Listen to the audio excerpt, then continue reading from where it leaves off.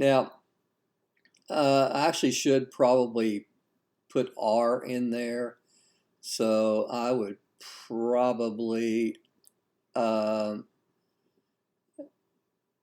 insert row above. I would probably put that the correlation equals 0.88, and I wouldn't have that. All right, so that'll be there when you get there.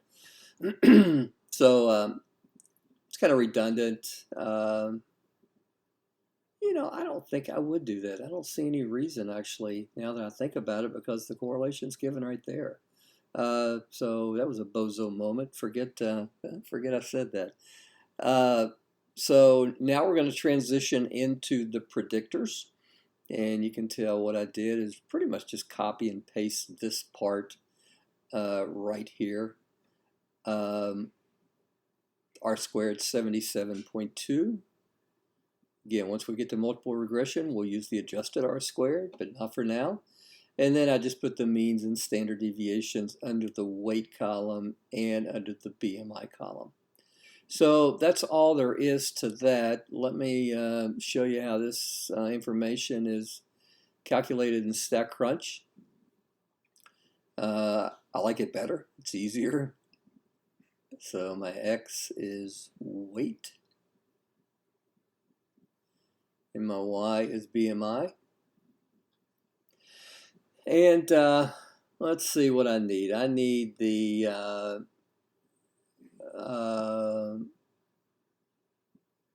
predicted, so residuals versus X. I need the predicted versus the residuals.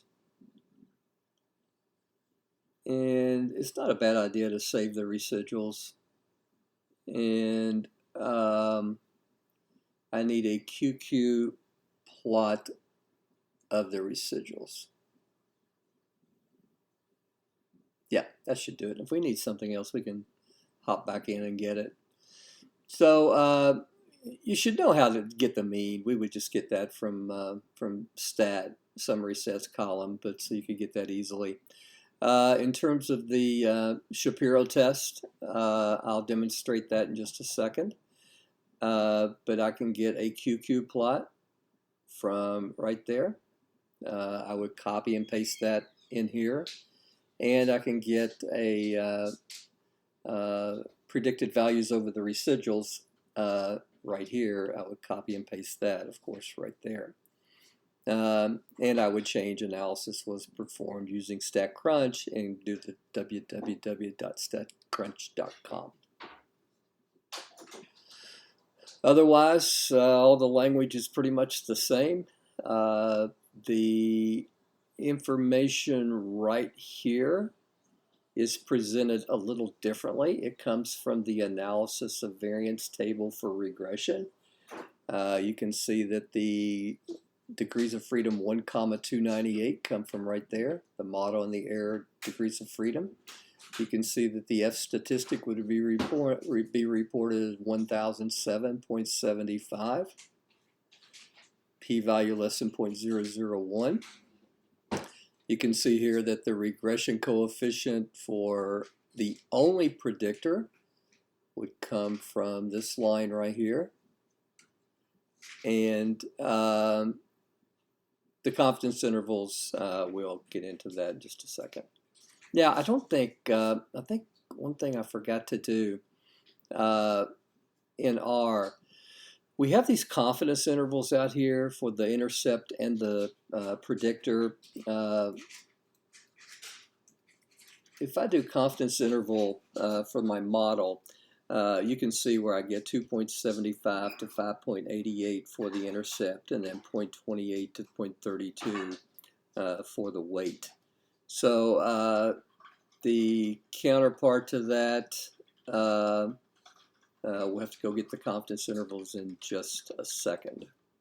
So everything is directly from the table. And again, as I explained in the video previous, I like this information up here. It gives me my R squared. It spits out the model, sample size, correlation coefficient, everything in one stop. Now, to get the significance of the correlation, we would need to do something different. So let me change this and go down and get the confidence interval. So you can see that the confidence interval, 5.88, same thing that we get from R, and the weight has a confidence interval, 95% confidence interval as well. I think that takes care of just about everything here. So to get the correlation information, again, I demonstrated this earlier, but to get the correlation, I would need to get the correlation between weight and BMI. And I want a two-sided p-value. Okay, and again, I don't like this as well, but you get your correlation, 0.88. It's statistically significant at the 0.001 level, but you don't get the test statistic in the confidence interval using StatCrunch. One other thing is to test the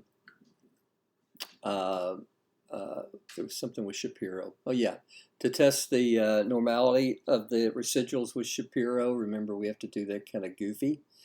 First of all, we had to save our residuals, which we click a box to do that. Then we come down to t-test, one sample with data, and select our residuals. And then we come down here to Shapiro-Wilk normality test. And you can see that we have a test statistic of 0.97 and a p-value less than 0.001. So we have everything given in just a little bit different format. All right, I think that's it. Just so there's no misunderstanding, if I want to get the mean and standard deviation for weight and BMI, just choose the mean. Let's see. Just choose the mean and the standard deviation. And those things go in the narrative right up here.